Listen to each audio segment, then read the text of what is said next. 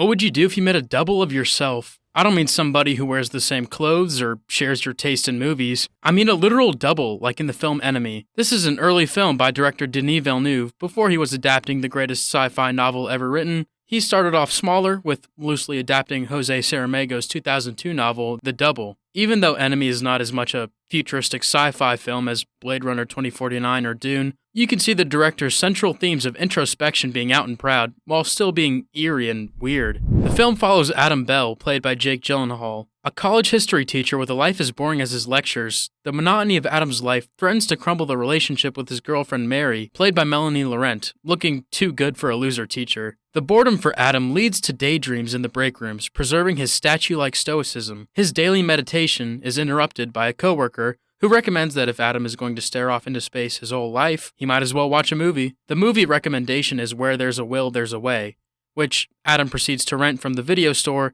While watching the movie, Adam discovers someone who looks exactly like him playing a bellhop. Intrigued by this discovery and with the possibility of unclaimed royalty checks, he seeks out this mysterious doppelganger. Through his investigation, he learns that the actor is called Daniel St. Clair. Fascinated by this man, Adam decides to hold a Daniel St. Clair movie marathon for more information. But since there are only 2 more movies, and Daniel never appeared on Inside the Actor's Studio, Adam seeks out this mysterious actor. By visiting the talent agency Daniel associates with, Adam becomes an accidental infiltrator and is mistaken for Daniel. Through this interaction, Adam learns that Daniel is just a stage name and the actor goes by the real name Anthony Clair. Adam also receives some of Anthony's mail and locates his apartment address. Taking the stalking one step further, Adam calls Anthony's apartment. Instead of speaking with the actor, he ends up speaking with Anthony's pregnant wife, Helen.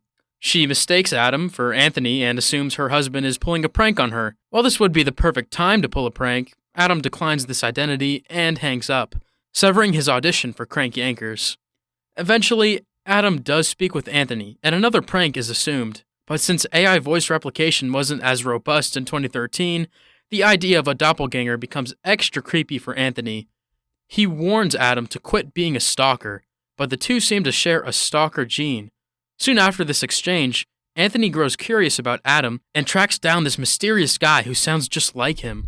Adam and Anthony also seem to have a bad relationship gene. Helen finds herself intrigued by the mysterious caller and believes it might be a jealous husband from one of Anthony's affairs. A bitter Anthony denies this and leaves to blow off some steam with his new favorite activity, stalking Adam to find out he works at a university. Helen takes an interest in this hobby as well. She takes notes of Anthony's notes and tracks down Adam. She is naturally shocked to discover another man that looks like her husband, thus making for a series of very awkward conversations with Anthony. Later on, Anthony and Adam will meet in person at a hotel where they confirm similar physical traits like scars. The meeting becomes too real, and Adam returns the talent agency letter to Anthony before bolting out of the room, declaring this meeting was a bad idea. It's not the worst idea 2 identical people could do in a hotel room, but it's still creepy. Speaking of creepy, Anthony takes his stalking game to the next level by following Adam's girlfriend, Mary. The actor uses his acting skills to woo Mary as Adam, but also accuses Adam of sleeping with Helen. Anthony uses this power of accusation to get a hold of Adam's car and clothes, making it way easier for him to seduce Mary. Adam also goes full Prince and the Pauper by impersonating Anthony in front of Helen. Even though this deception doesn't fool Helen, she still goes along with this act. After all, it's not every day you get to sleep with your husband's doppelganger. Adam gets some deceptive sex. Anthony doesn't succeed in seducing Mary. She can tell something is up, and this man is not really her husband. It could be his demeanor or it could be his wedding ring mark. It's hard to say. Anthony's date goes from bad to worse when he argues with Mary on the car ride home. They argue so hard that they crash and likely die. Worst date ever. The following morning, Adam confesses to Helen that he lied to her. But since Helen still loves this man who is honest with his feelings and cuddles in bed, Adam gets the green light for round 2. This life seems great to Adam and he decides to stay as Anthony, but is it a good life? On the plus side, the letter from the talent agency seems to signal that bigger roles are on the horizon. The bad news is he might now be living with a giant tarantula instead of Helen. The reserved look and tired sigh signals that this all might have been a wash, where his life doesn't turn out better, but doomed once again to a pattern. Enemy poses the characters of Adam and Anthony as one and the same, but with key differences. One is brash and deceptive, while the other is mundane and emotional. These clashing personalities lead the viewer into believing one of them is the true self, while the other is the alter ego. But much like that typical scene when encountering doppelgangers and trying to decide which evil one to shoot, we never know which is which. Does Adam's mundanity make him the more believable person on the surface, or is he just the tamer alter ego of what Anthony wants to be? Denis Villeneuve doesn't give the audience an easy answer. While some narratives make it clear by the end who was real and who was imaginary, there is no clear winner of reality in the battle of Adam versus Anthony. If anything, Adam and Anthony might be the exact same person. There are clues we can follow in the film that suggest this theory. Consider that Anthony has a photograph of himself posing with his wife, while Adam has the same photo of himself, but torn in half. Consider also that Helen seems aware of a stranger like Adam, and accepts this doppelganger into her life way too easily.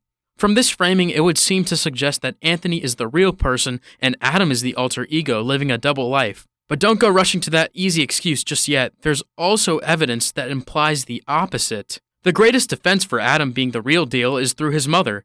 She speaks openly about how Adam is used to meeting strange men in hotel rooms, something that would seem weird unless you were an aspiring actor or prostitute. She also brings up Adam's past problems with women, as well as his attempts to become an actor. So maybe Adam is the real man and Anthony is the actor he wishes to be? Further complicating this dissection is how many little things fly in the face of Adam and Anthony being the same person. Questioning stuff like the mail, the wedding ring mark, and the car crash all further complicate this idea. Really, though, that's just nitpicky and dodges the grander themes of the film. The question isn't will they, won't they, but rather who they, are they.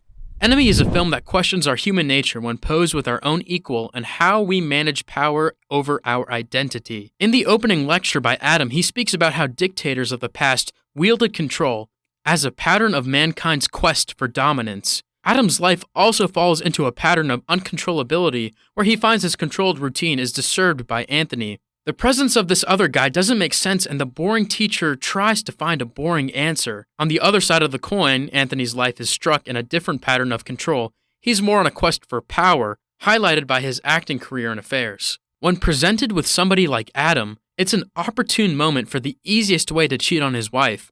When realizing Adam has a girlfriend, his thoughts quickly turn to deception. He could pose as Adam and sleep with Mary while posing as her boyfriend.